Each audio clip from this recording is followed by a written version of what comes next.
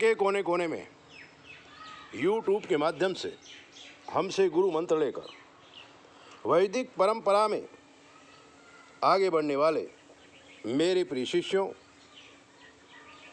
और सज्जन एवं सन्नारियों, चलिए बताते हैं आपको वैदिक परंपरा की अनोखी बात। वैदिक परंपरा क्या थी?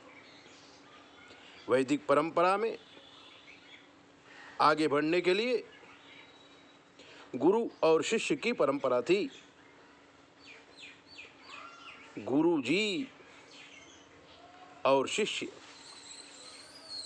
दोनों बैठते थे, उसे हम उपनिषद कहते हैं। शिष्य प्रश्न करता था, गुरु जी जवाब देते थे और विद्या गुरु से शिष्य पर ट्रांसफर हो जाती थी। जो ज्ञान गुरु को था वो शिष्य को उतर आता था। लेकिन कुछ गंदे लोगों के विचारों की वजह से गुरु शिष्य की परंपरा ही बदल गई। जिसे हम विद्या कहते थे उसे वो शिक्षा कहने लगे, जिसे हम गुरु कहते थे उसे वो शिक्षक कहने लगे। महाभारत के आदिकाल में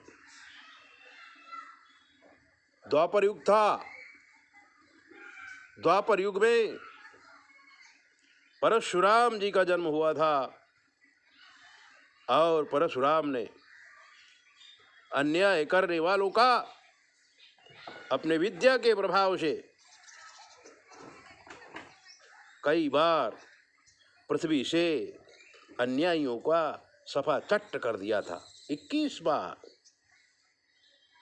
दुर्जनों का विनाश करके परशुराम जी ने एक सिद्धांत बनाया, एक नियम बनाया। वो नियम क्या था? उन्होंने नियम बनाया कि विद्याएं तो सब ब्राह्मणों के पास हैं, गुरुजनों के पास हैं, और ब्राह्मण क्षत्रियों को विद्या सिखा देते हैं।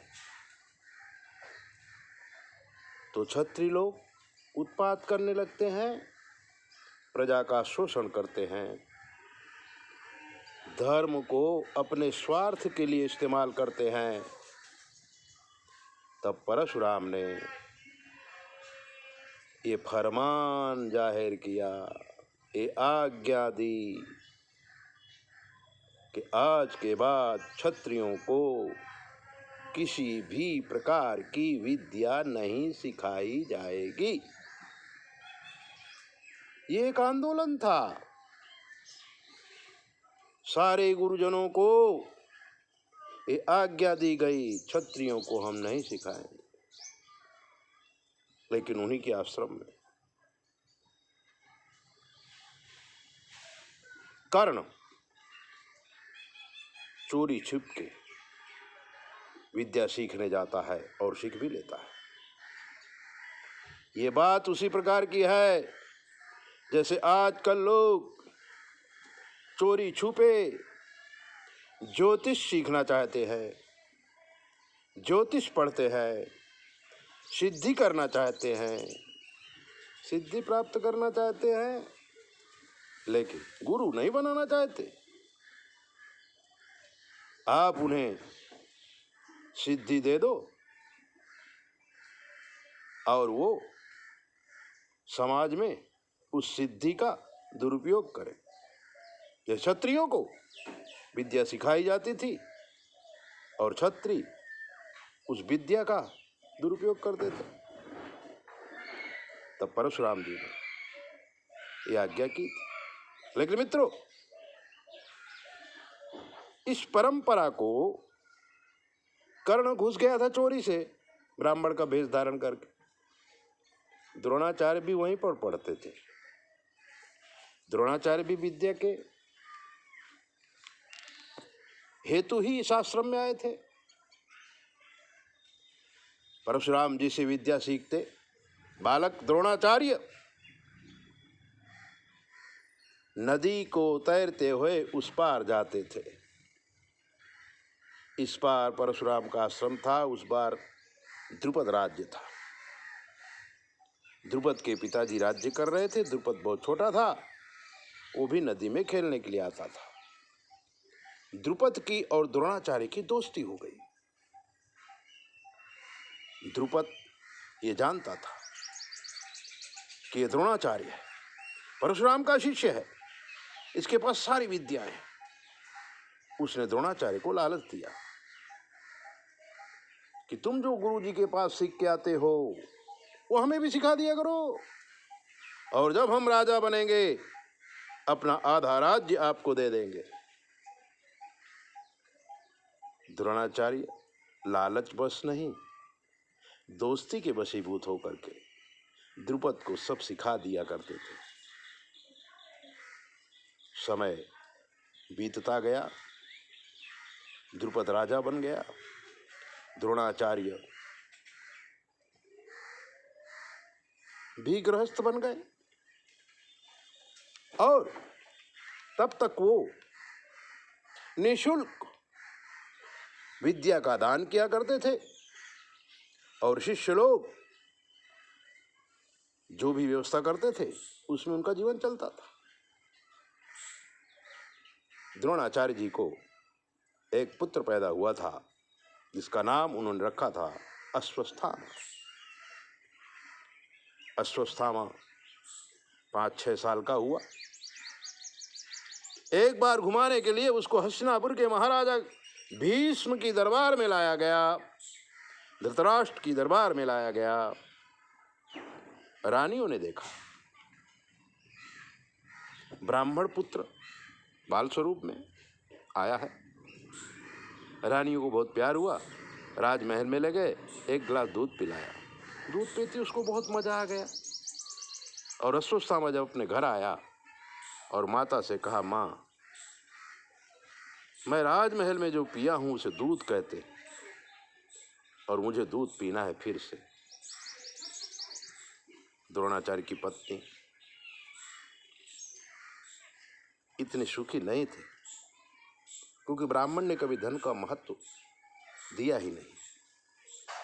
चावल को फुला करके उसको बांट करके छान करके सफेद कलर का थोड़ा गर्म करके दिया, लेकिन दूध का स्वाद थोड़ी चावल में आएगा। तब अश्वस्थामा की मां रोने लगी। द्रोणाचार्य जी आए, बोले सती क्यों रो रही हो? उन्होंने कहा, आप इतने विद्वान, इतने बड़े शिक्षक, और हमारे पास एक गाय भी नहीं कि हम अपने बच्चे को दूध पिला सकें। द्रोणाचार्य ने कहा, पगली हो तो मैं चाहता नहीं हूं, अजाचक प्रति में भी मैं किसी से मांगता नहीं, लेकिन तुमने अच्छा याद दिलाया। द्रुपद राजा हो गया है, उसने कहा था कि जब मैं राजा बनूंगा तो आपको आधा राजपाट दूंगा। आधा राजपाट तो क्या, एक अच्छी गाय लेके आता हूं, उसकी सेवा करो और बच्चों को दूध पिलाओ। और द्रोणाचार्य पहुंचे द्रुपद राज के। द्रुपद ने सोचा द्रोणाचार्य राज्य लेने आया है, थोड़ा विरोधाभास हुआ, थोड़ा अपमान जैसा हुआ, और कहा, पंडित जी, गुरुवर, ऐसे राज नहीं दिया जाता है। ब्राह्मणों के हाथ में राज लेके क्या करोगे? ले जाइए, अनाज ले जाइए, चावल ले जाइए, एक ले जाइए, वो ले जाइए, बनाइए, खाइए और भोजन भजन करिए। राज्य चलाना आपका काम नहीं है। द्रोणाचार्य जी को थोड़ा तकलीफ हुई, और द्रोणाचार्य ने कहा, ब्राह्मणों के लिए ये बात याद करने लायक है। द्रोणाचार्य कहते हैं कि रे द्रुपद, अग्रतः चतुरो वेदा, जीभ में 4 वेद हैं, पृष्ठतः ससरम धनु, और मेरे पृष्ठभाग में धनुष बाण लगा हुआ है। अग्रतः चतुरो वेदा, पृष्ठतः ससरम धनु, अहम ब्राह्मम, अहम छात्रम, शस्त्रादपि शरादपि। द्रुपद, तुम क्या समझता है? मैं वो ब्राह्मण हूं जीभ में 4 वेद हैं, धनुष बाण है, विद्याएं अनेक है। चाहूँ तो तुम्हें श्राप से मार सकता हूँ और चाहूँ तो तुम्हें शस्त्र से मार सकता हूँ, लेकिन मैं ब्राह्मण हूँ, जाओ क्षमा करता हूँ। क्या बात है। और आज दरबार में से द्रोणाचार्य निकले। ये बात भीष्म पितामह को मालूम पड़ी और भीष्म पितामह के पास छोटे छोटे बच्चे थे जिन्हें कौरव और पांडव कहते थे। और कोई ब्राह्मण क्षत्रियों को विद्या सिखाने को तैयार नहीं था। भीष्म पितामह द्रोणाचार्य के चरणों में पड़ के नमस्कार किया और कहा, मेरे राजपुत्रों को द्रोणाचार्य जी आप ब्रह्म विद्या सिखाओ।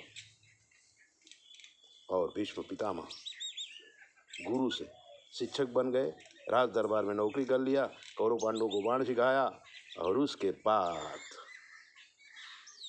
दक्षिणा देने का टाइम आया तो द्रोणाचार्य ने अर्जुन को कहा कि जाओ द्रुपद को बांध करके लाओ, यही तुम्हारी दक्षिणा है।